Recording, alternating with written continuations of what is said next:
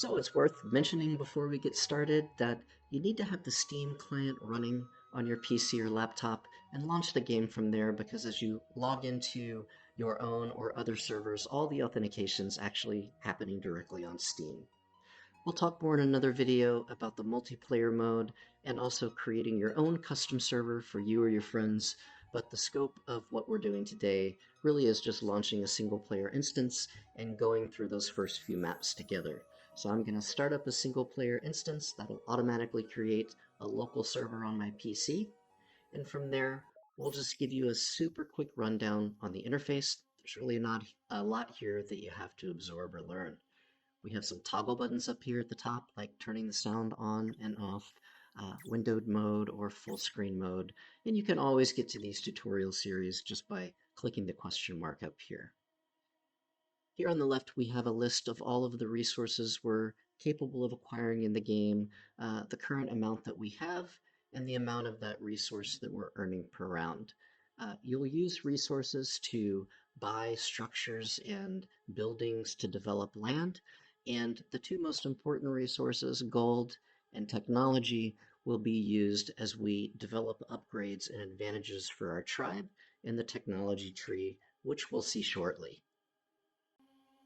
You can also click on your own or any other tribe unit and get more information about that unit, such as what tribe they belong to, some basic info on their stats, and what they're currently doing. The way that you control your tribe is through the tribe menu, and you can get to that right here by clicking the tribe menu to toggle it on and off.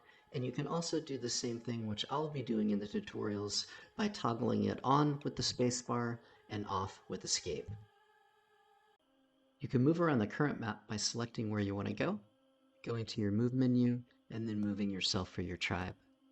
You can get to another map by selecting a teleporter, going to your move menu, and then moving yourself or your tribe to the teleporter.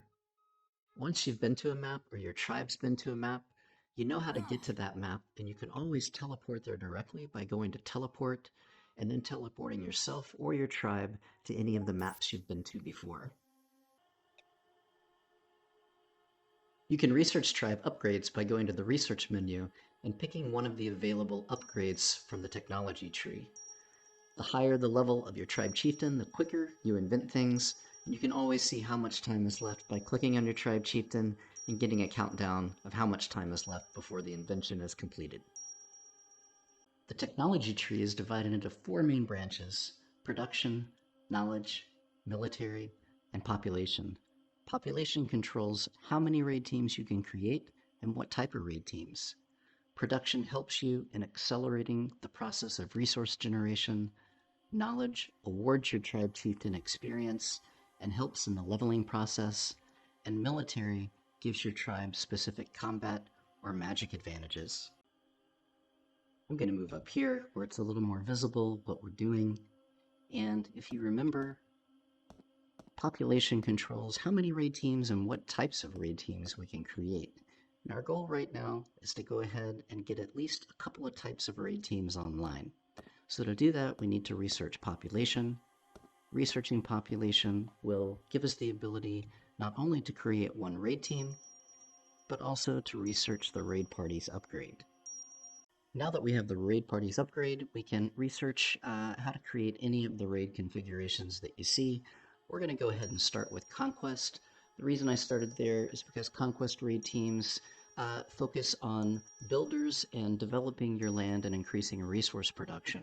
What they build and develop depends on the build focus. You can set that to any priority you want. It defaults to anything, which just means build and develop anything that you can afford to on the map. We'll go ahead and create that Conquest raid team, and they're immediately going to go about the task of developing our land, increasing our resource production. It's important to note that we don't have to wait around for that, which we won't. And whether we're online or offline, on this map or on a different map, they'll continue about their tasks as they've been assigned until we recycle them or they get killed. So we're going to go ahead and move on to the next map while they're here busily developing our economy. So we move through the teleporter to the first map we can access from our home base. There's a lot going on here to show you, so let's break it down. Most of the maps in Tribal will be ruled by a Dark Lord like this one, and Dark Lords will develop their land as you can see and use those resources to strengthen their own tribe. Like you, they can create upgrades, spawn raid teams to do their bidding, and it's pretty limited at lower levels, but at higher levels they can spawn multiple raid teams and learn most of what you can in the technology tree. The main difference is Dark Lords don't move around, they are here to defend the map against invaders who threaten to take over and get access to one of the gates. If a Dark Lord is killed, they will respawn and attempt to regain control of the map. When a Dark Lord spawns, they'll be aggressive or defensive. Aggressive Dark Lords immediately attack invaders, while defensive Dark Lords wait until their tribe is attacked to react. You don't know what stance they'll take, but here at the gateway, it will always be defensive. You can see there are a number of different teleporters here, and they all lead to different maps.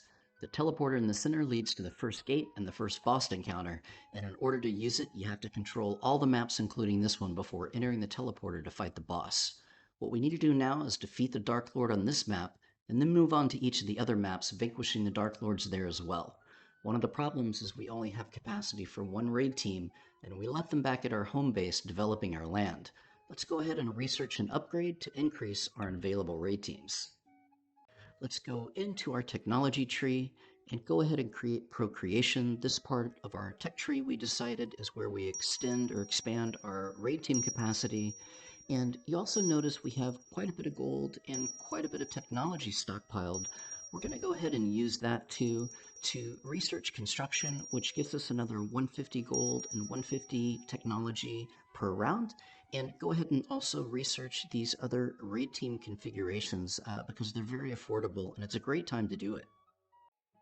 As you can see, we researched the upgrades we discussed, and now we can create any of the 6 raid team configurations and build a total of 2 raid teams. One of them is still at our home base, and we'll head back after the encounter to see what they're doing. I'm going to spawn a defensive raid team. And remember that defensive raid teams wait until attacked to react. So here we are staring at the enemy and the enemy is staring at us. Quick heads up, the first unit that attacks typically takes aggro and becomes the target of the enemy. Managing aggro is an important mechanic and we'll cover that in a separate video. We can attack any unit, but let's focus on the Dark Lord because killing the Dark Lord will also vanquish their tribe. So this is the fastest path to controlling this map. Let's click the Dark Lord to select. Then we'll go to our tribe menu, go to attack, and we can attack with a weapon or magic. In this case, we're going to attack with magic, and let's get the ball rolling.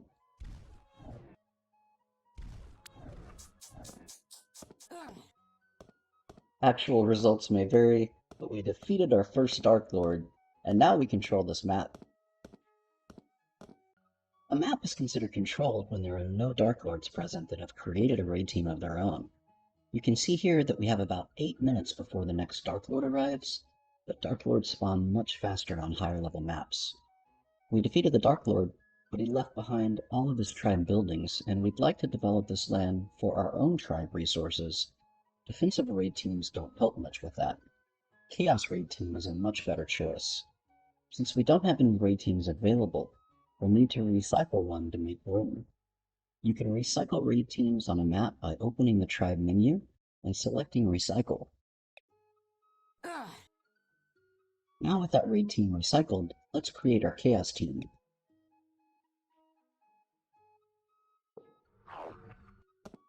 As you can see, chaos raid teams specialize in destroying enemy structures on a map. This will clear the land and allow us to build our own structures. While our chaos team is busy about their tasks, let's head back to our home base to see what's going on.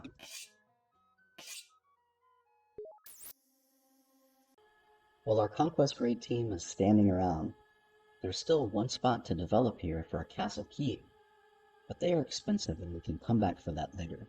Let's go ahead and recycle the raid team and head back to the gateway.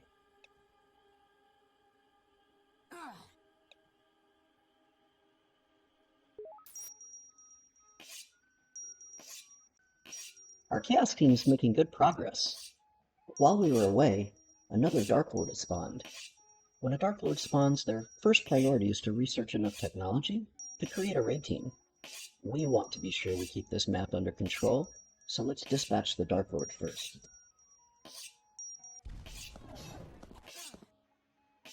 Now with the Dark Lord out of the way, we can continue building and developing this map. There's no need to wait for our Chaos team to finish. Let's create a Conquest team to develop available spots.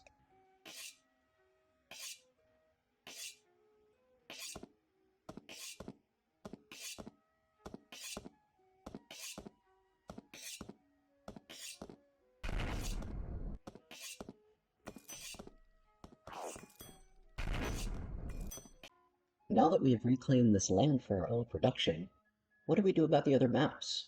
We need to control all of them before getting access to the boss. We don't have any available raid teams, so let's recycle. Now we are ready to take over our next map. Let's target the rocky shore. There are many strategies you can leverage, especially in higher levels.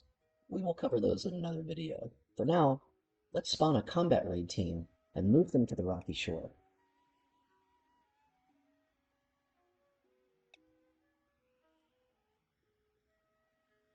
As soon as the first unit enters the teleporter, we will also know how to teleport there directly.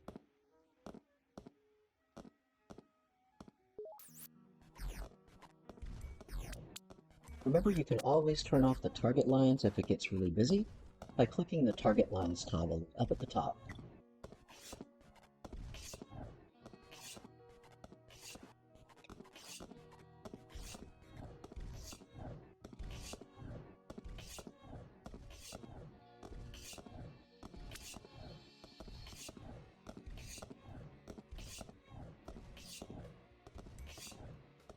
Things are a little tight, and we've got another raid team. Let's go ahead and create a defensive one now.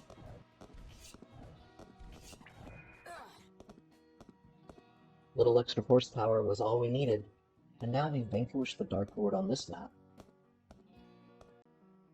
Our objective is not only to develop this map, but defend it while we are away conquering other maps. Let's recycle. We could create a Chaos raid team like before, but let's create a Siege raid team instead. Siege raid teams are multi-purpose. They have a tank to attack enemies on sight, a builder to develop production, a destroyer to raise enemy structures, and a couple of defenders. The process is a bit slower, but we can leave them behind on this map, and they will develop and defend it in our absence. Let's teleport back to the gateway. You can see that the teleporter to the rocky shore is now green. The color of the teleporter lets you know what's on the other side. Green lets you know the map is clear of Dark Lords. Yellow lets you know the map has a Dark Lord, but they have not yet created a raid team, so the map is still considered controlled. Red means there is a Dark Lord with at least one raid team, and they must be defeated to control the map. I'll leave it up to you to conquer the remaining maps. As I mentioned, there are many strategies, some of which will be covered in other videos. Let's meet back here when the remaining maps are under control and we're ready to encounter the boss. We made it. All the maps are controlled, and it's time to down that boss and clear the first gate. As mentioned, there are various strategies here, but I'm keeping it simple. All of my raid teams are busy on other maps, defending them if a Dark Lord spawns. But if you remember, once you or a tribe member go through a teleporter, you can use the tribe menu to get there directly. Let's move to the boss teleporter. Even though we don't have any raid teams on this map, and the message is telling us, I'll bring all your raid teams with you for the boss encounter, I'm going in anyway. The crazy thing is, I'm going to let myself be killed. Why? Because I'm ready to move on from this first set of maps, assuming I kill the boss. Getting killed moves you back to your home base, and also recycles all of your raid teams. In this case, that's awesome. I can spawn brand new raid teams and teleport all of my tribe directly to the boss encounter. Let's go! So I've spawned 4 raid teams, 2 combat, 1 defense, and 1 zen.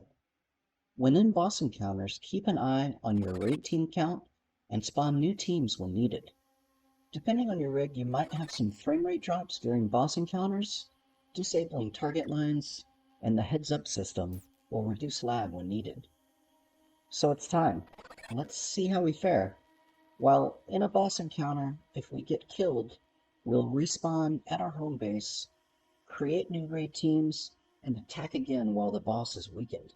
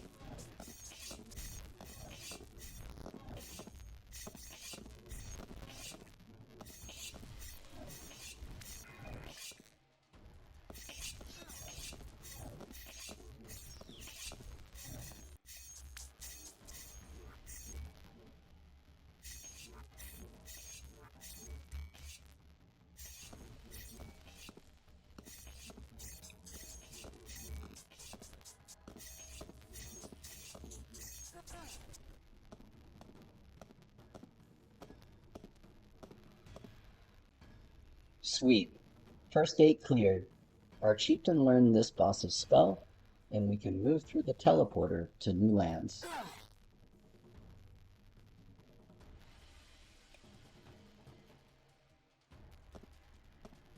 I'll leave the rest to you. The other videos in the series are pretty short, and just cover a specific topic. This video is the foundation, and all the other training and hints will make more sense if you see this. Thanks for watching, and good luck in your adventures.